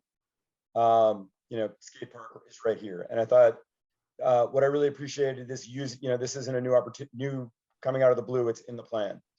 Going down to number 3 here, I noticed right underneath this, continue expanding access to and from the Manhan Rail Trail to connect neighborhoods, parks, and the new school. And what really struck me is how close the Manhan Rail Trail is to what we're essentially building, a new park. I'm going to stop my sharing. And I feel like this is such a great opportunity to make the most of this opportunity in putting this skate park here. When we're talking about parking, one way to worry about parking less is to get people to this skate park by skating, and which is going to happen anyway. I'm concerned about the interaction between cars in parking lots and people skating there. I really think if we can create connections from the Manhan Rail Trail and from John Bader Park, the boardwalk, we're creating a place that is going to keep users safe to be able to access that park. And also it actually, frankly, it sells this skate park to non-skaters. It basically makes like an emerald necklace of parks in Easthampton. I mean, going from, the bike trail, connecting it on a path to the skate park, connecting it to another waterfront park, to a promenade, to boat rental. And I mean, it feels almost unprecedented. And so I know that there was a plan when the city, Jeff and I have talked about when the public safety complex was built over 20 years ago, there was a thought of having an existing trail back there. I feel like this is really an opportunity to have that design be part of that, to enable people to reach this skate park with non-vehicular uses. And so I guess I'd love to hear kind of thoughts on that. And I'd actually love to be able to put language like that into the goals of the project, so that when we're looking at design of this skate park, we're considering non-vehicular access points to this site. Did you ask a question there, Scott, that you wanted answered? I missed it. Just any, sort of consideration of that, and you mean connecting the rail trail? The committee, and maybe we don't need to, I'd love to have something in that. I noticed there was a list of goals in the design. I kind of, before I would want to vote on this, I'd want to have that be part of those goals, because I think that this project shouldn't be seen as an island and then have people later complaining, hey, kids are skating through the parking lot and they're going to get hit, and cars are, we have an opportunity to connect this where they can skate, they can ride their BMX right from the path, right in back of the public safety complex, right to the skate park, and eliminate all those, that negativity. And it just feels like such an opportunity.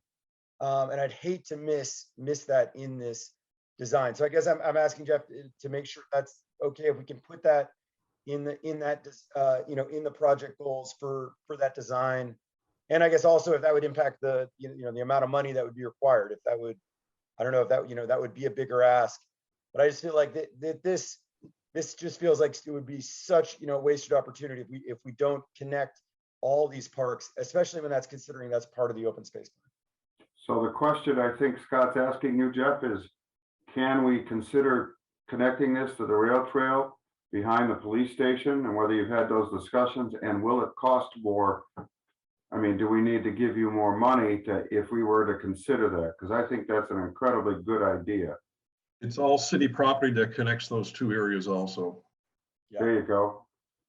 Yeah, I think it can be considered. I think it will cost more just because, you know, what my gripe with it, and it's not Scott, with the idea is that 20 years ago, the thought was put on paper as kind of dashed lines on a plan, and it never progressed farther than that. So I just want to be careful that, you know, if we really want to consider it, we got to dig a little deeper, because I think it's been the thought, but it's really never been assessed. And I think I'm okay. I think we can lump it in to the consideration, but I just don't know that we'll get like a trail design plan cost estimate unless we lump in some more money. Because that's what I think we're all talking about is we got to get this out of just a piece of like, you know, an idea on paper, and get, you know, we have to understand what that would look like going behind the public safety complex, you know, and build it in. So I think I'm open to it. I think we just have to think through some of the logistics. I do need to wonder whether the skate park design team would be, you know, equipped, but I think they would be, because it's kind of the same. It'd be like material, paving, so it's work that they would do. Many of them included some kind of sub consultants. So I think, you know, the sort of the wetland sort of GZA, like the engineering component, a couple of them proposed to partner with GZA, you know, and GZA has designed skate parks, so that would be some synergy there. And then just doing like the geotechnical. So that was something else I just wanted to call out, like in the plan, like that would be kind of a really important first step. You know, one of the first steps is to make sure that the property can support this. I think I would want to organize their steps a little bit so that we don't go all the way to preliminary concept designs and then do the geotechnical and find out that there's some restrictions. So we kind of would front load that. And I think we would not advance it too far if we ran into something, you know, and we would come back to the committee and you know, update everybody on that. But that would be kind of the first level of due diligence, is geotechnical. So do you need just funds to do geotechnical studies of this connection? Is that what you're saying? It might need to happen?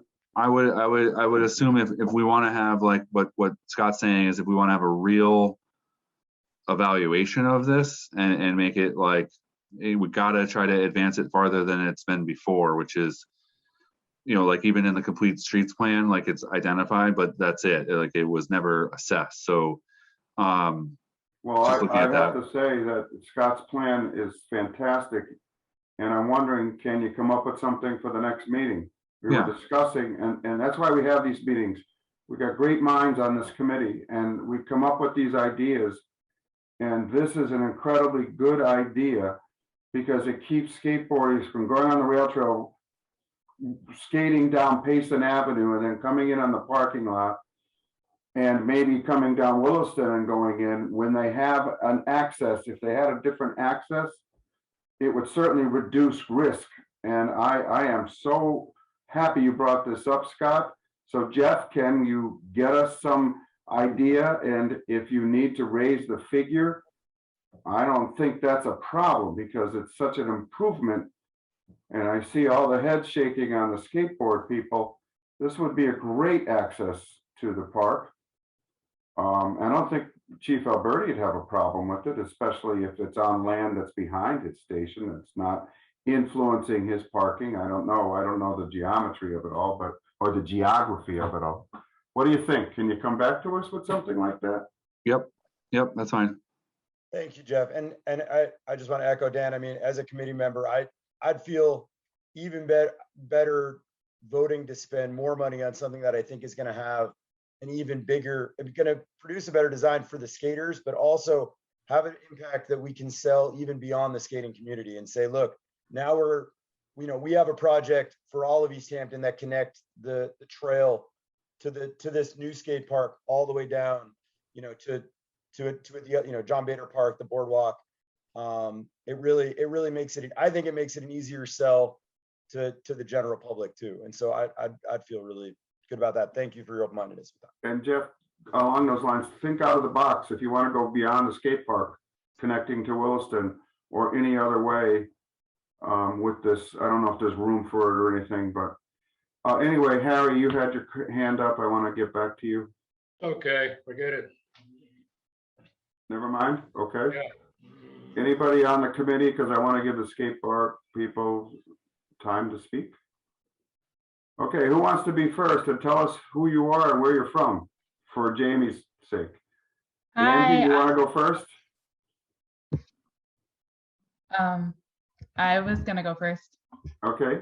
My name's Angie, and first I just wanted to say that we've been doing this project since November of 2019, so it's not just something, I mean, it is still new in retrospect, but it is something that we've been working on for a while. It hasn't been some thought. And since then, with the respect of the pandemic, we've had 3 successful fundraising events. And on the paperwork that Jeff submitted, it said that we raised $3,800, but it has been more than that because we're planning on making the 501c3. But a lot of people have attended, not just skateboarders, but parents and family members, residents, just people who are generally interested in the project. And everyone that we have come in contact with definitely supports it. I'm just gonna say, I don't know if I'm supposed to say this, but I talked to Senator Vilas last week, and he gave us a grant for $10,000 through the COVID relief fund that could be used for the skate park as well. So he's completely on board too. And we're just like super committed on this. Obviously we're skateboarders, but we're also a part of our community. And then talking about adding to the skate park with the rail trails, we're totally open to that because we definitely want to like have it be beneficial to everybody. But yeah, I think our passion behind this was just that, well, for me, as someone who works in pediatrics, is that children who don't necessarily fit into like team-oriented sports or, live in low budget households that don't have access to playing sports, they have this opportunity to go outside and be active and do something else. I've been skating for 7 years, and it's just, I skate with like a large demographic of people from, young children up until like 50 years old. So it definitely caters to a lot of people.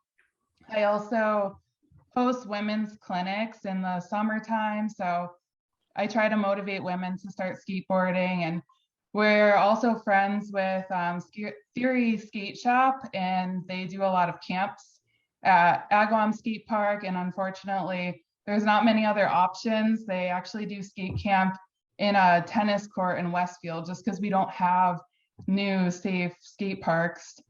So I think it'd just be a good opportunity for the town. And I know like for me and Eddie and Matt and Noah, like anytime we go to a skate park from like in a new town, we always use the other amenities too. Like we'll grab some food after, grab some water at the convenience store. And just like Jessica was saying, how she's a mother, she can kind of just drop off the kids at this location and, go in town and stuff. That's an option for parents too. Oh, and then the last thing I wanted to say is about the location.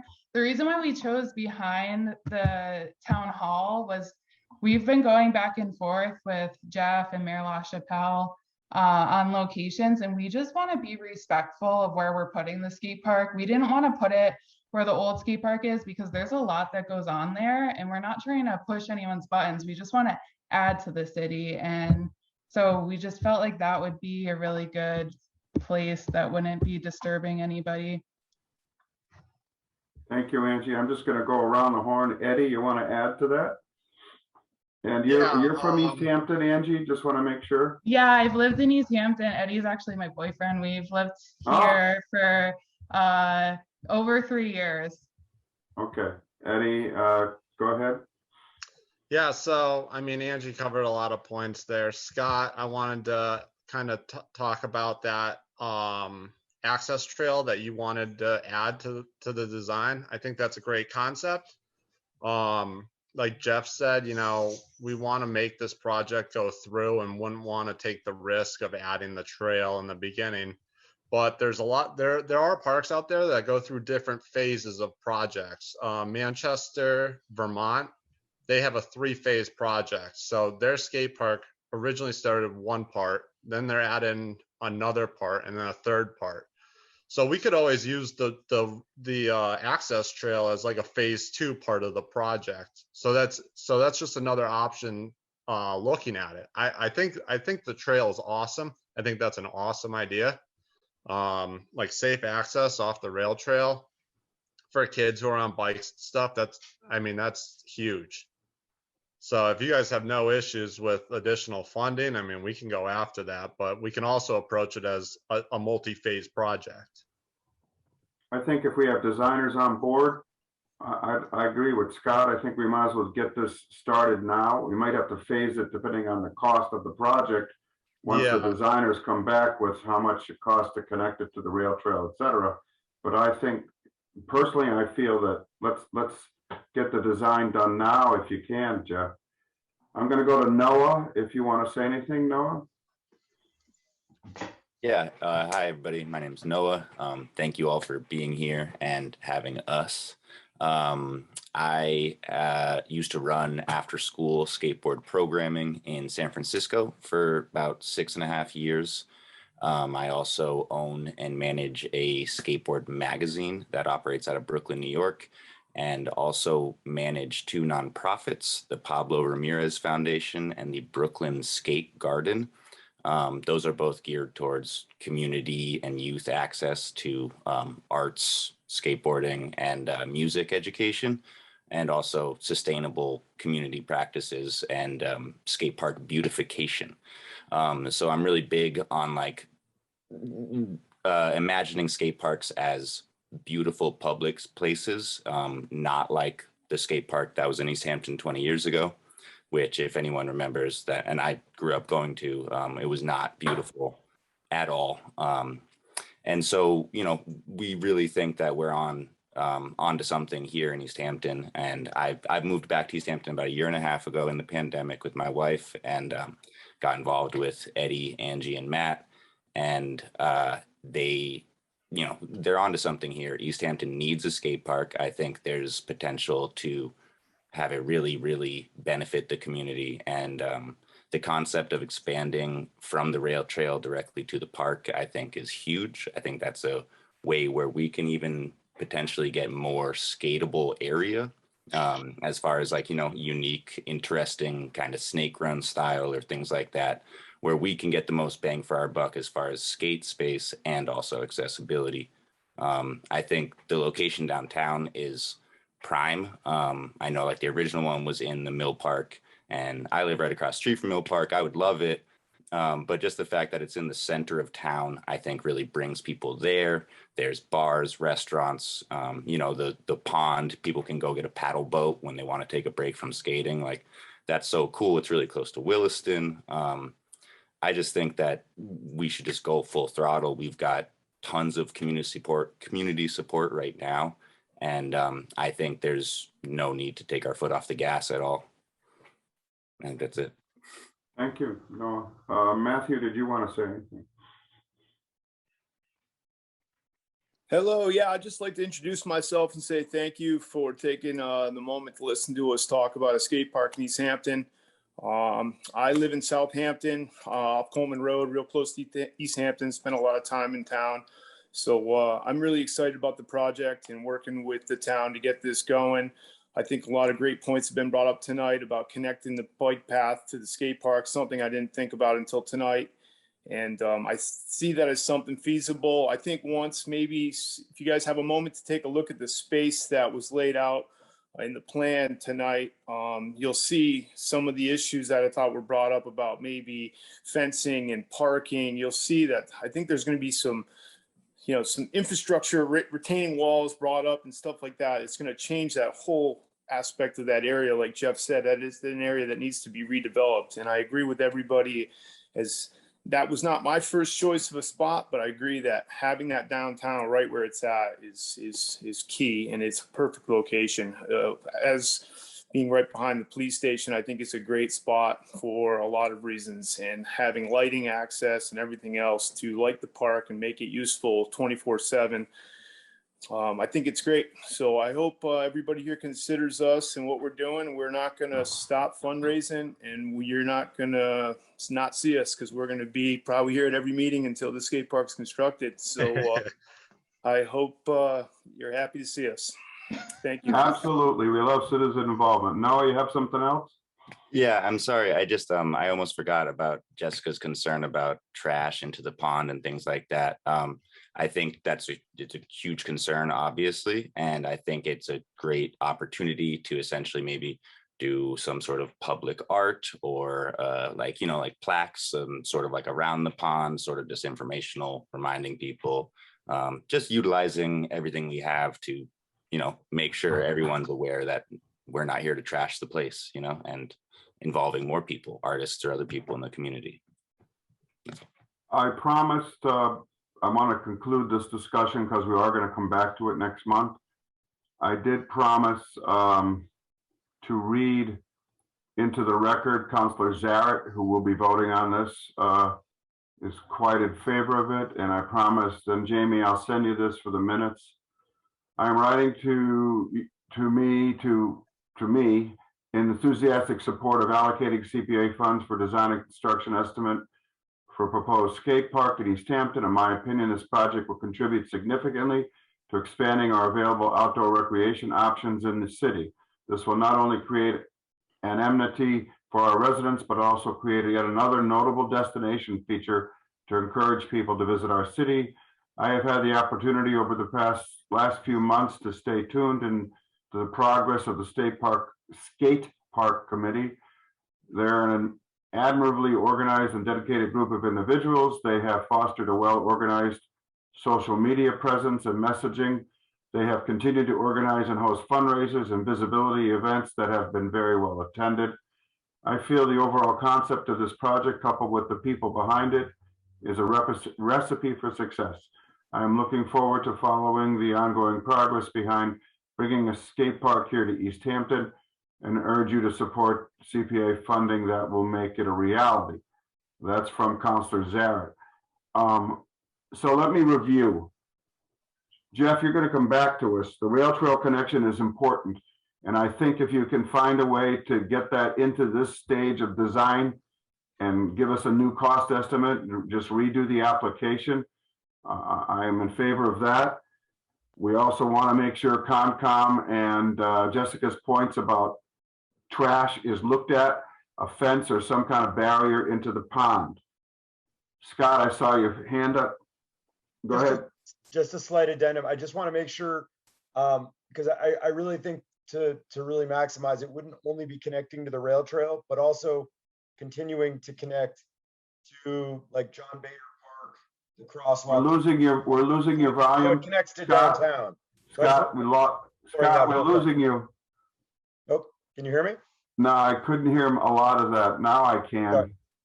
I just want just a slight addendum to what you were saying. I just want to make sure it's not just exploring connecting to the rail trail, but also connecting, continuing the connection down to John Bader Park, the crosswalk to the boardwalk, so it can connect to downtown too. So it's basically making that whole connection through as far as the design request. Okay. Well, Jeff, you have your work cut out for you. Sorry, buddy. And I just want to say, I don't think they don't need to figure out the trash thing for the next meeting for CPA. No, I just want it to be on your minds. It was something brought up and it's a good There's a point. public process that's going to happen. That's going to get vetted in a lot of different ways. So I don't want Jeff to go scurrying thinking he's got to solve that. No, I just wanted to make sure because it was a huge point. And that brings up another thing. What I really like about your work, Jeff, is you do a public process. It changes my mind about worrying about how much does the public know, because you are going to have the public involved in this design process all the way through. And that makes me feel much more comfortable that you're going to get the input you need. And I hope all of you committee members, skate park committee members will be involved in that public process. Because you may have some naysayers. We do have some people who don't like parks, I guess. But in any case, I think you're going to have a favorable result if I hear the tenor of our committee. Is it Jeff? You have one more thing? Yeah, it's just kind of in response to Scott's addendum. So I just want to, I'll do the first part of the discussion. I'm fully on board. Pulling off of the rail trail and coming around back of public safety and meeting the park and getting the synergy. I think that's doable. I think within the scope of, what I'm presenting, which is a skate park discussion. I think the addendum just raises some flags for me. Scott and I have talked about this, is that, it's just venturing off very close to just making this a whole nother project. So I'm just sensitive to that. I want to think it through. I'm a guy that sleeps on it. I need to sleep on it and think this through. But just sharing my screen real quick. I just want to that just jogs me a little harder than kind of going around the back. So this is all great, because I think what maybe it was Noah, the idea of a snake run. There is a detention basin, so we're gonna have to be sensitive in the back. But and just for people's knowledge, if it's not knowledge, public knowledge, that the city, the public safety officials are going forward with a wireless communication facility. So a cell phone tower is going to be somewhere in this grassy area. But I think we can work around that. I think pulling off the bike path, I think, would open up other opportunity to explore this space.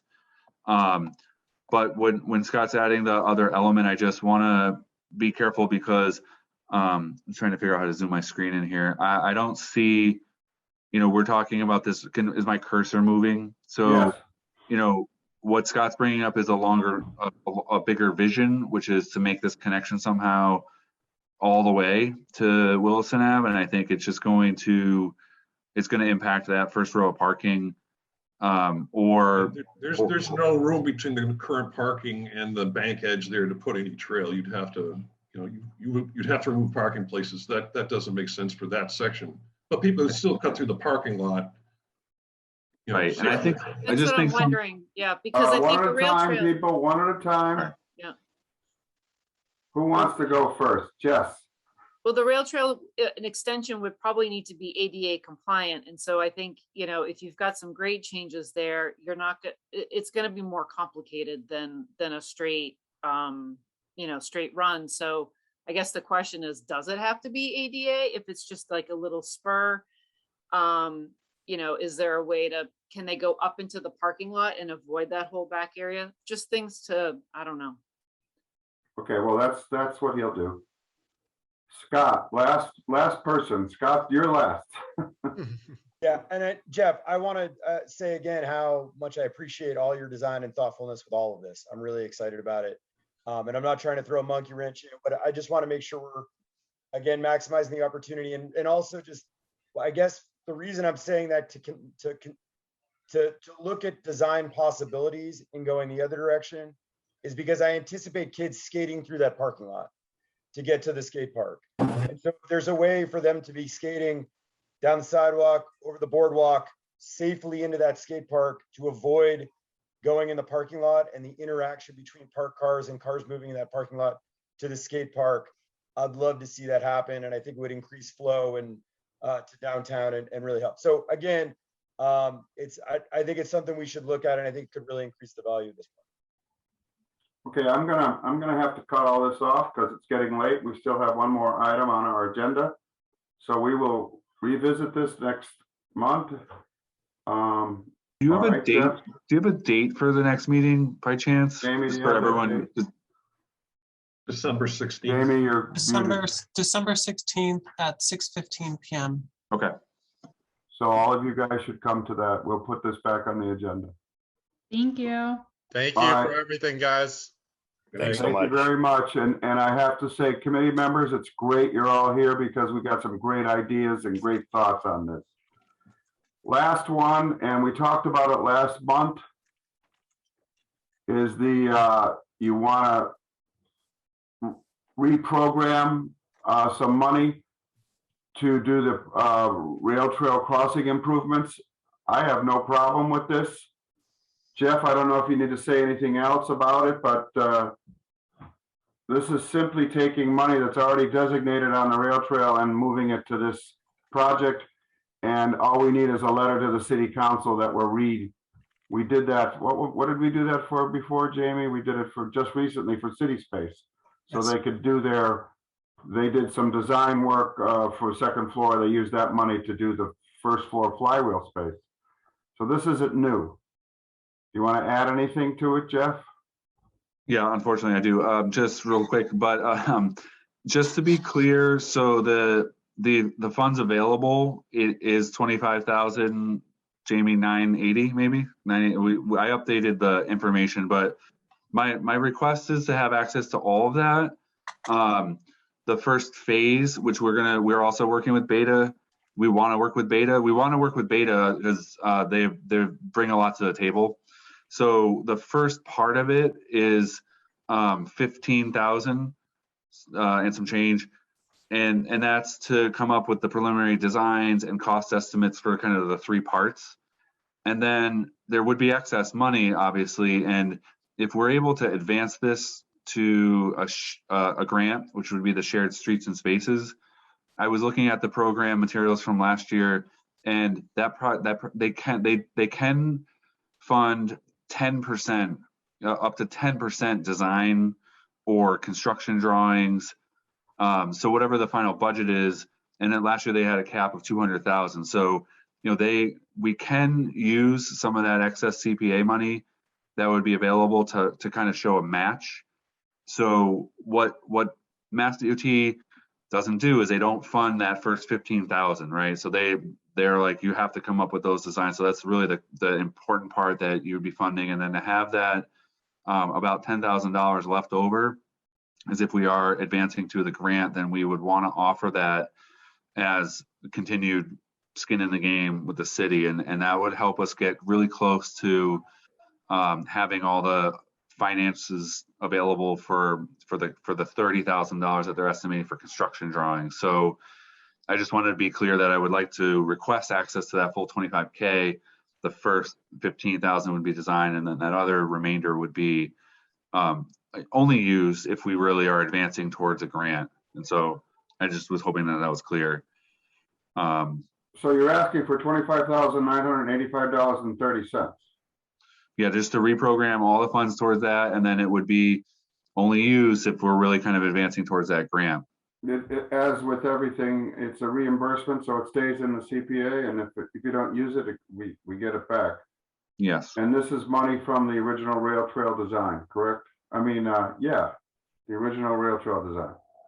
Actually, it was money from the 2009 extension of the trail to Northampton.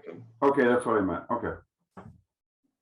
Committee members, do you have any questions on this? We talked about it last month. I'll stop sharing. $25,985.30.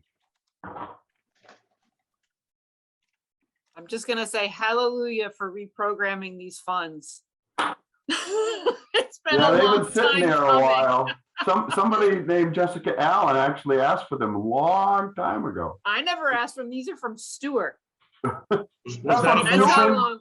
And Jamie and I had many conversations about what is going on with this money and why is it taking so darn long to expend it out. So I'm so psyched that you guys found an appropriate use for it. Is hallelujah a motion? Hallelujah is a motion to Okay. approve. Scott had his hand up before we hallelujah. Oh, I hallelujah too. I just wanted to thank Jeff again for thinking outside the box with this stuff. I think this is the street crossing is super important. The crossing of Railroad Street is something that's been stuck with me for a long time. It's something that needed improvement. So I just want to really thank Jeff for his work on this. And or do we have any other discussion? I'll make a motion. Or Jay, why don't you make the motion? Jay's the motion guy. $25,985. Jessica already made the motion, so. No, she didn't. All right, Not as motion- eloquent as you make it, Jay. You're Well, like I the don't know. guy. This is a tough one. So to reallocate the 25,985 30 cents to what's the allocation for? Design of the new Pedestrian crosswalk. crossing on. Right? All right, so design of new pedestrian crossings. Okay. Second. We have a motion and a second. Any further discussion? Okay. Jamie. Andy, Yes. Dan, Yes. Greg, Yes. Jay, Aye. Jessica, Aye. Joe, Yes. John, Yes. Harry, Aye. Scott. All right. So unanimous vote to reprogram this money that's been sitting for a long time there. I'm very happy about it. Jamie, I think all we need is a letter to the city council. It'll go to finance, but that's a pretty simple thing, right? I'm going to do my best to get everything to city council for Barbara's agenda deadline of the 24th. I'm going to prioritize the items that the ones we discussed. Well, the city space one is important because of the grant deadlines. I'll let you and Jeff, you guys work together, decide what you can do. Obviously, whatever works. It would be great. The more we get there, the better. I don't think the skate park will get done this term. Obviously, it'll be done by the CPA perhaps next meeting, but then it goes into the new council for review. Yeah, if this one can get lumped in with the getting into council next, I think that would be great, because this one has a timeline. So there you go. The one line on the webpage for shared streets is there's a program, like there's another round of grants coming up in January. So this one is, and Jamie and I talked about this, so this one hopefully will be included in that packet. And when you do it, Jamie, show where the money's coming from, like a little accounting graph of where it was before for the council. Anything we can do. I think that can be easily done, and I'll move it for December 17th, I think, public hearing, so that'll be done by then. And I talked to Hadel, so we don't actually need to create any new accounts for this. It's just going to stay in the existing account. It's really just a. I don't know about that. If it's considered the same project, I guess so. That's up to you. So like I said, I did talk to the auditor about that, and I already did talk to her. Yes. Okay. All right. So and so it's just going to stay in the same account. It's really just a question of allowing the scope to change. And okay. Thank you all for coming. Thank you for being here tonight. I hope to see your lovely faces more often. This is great. I know you're all busy, hardworking, and I'm retired, so I should talk. I'll take a motion to adjourn. Jay? A motion to adjourn. Second. We have a motion to adjourn. Jamie? I'm going to go in reverse order this time. Scott? Boy. Oh, you caught me off guard. Aye. Harry? Aye. John? Aye. Joe? Aye. Jessica? Aye. Jay? Aye. Greg? Aye. Dan? Aye. Andy? Aye. All right. Thank you all. We'll see you in December. I got to go watch a Patriots game. See you later. Thanks, everybody. Aye.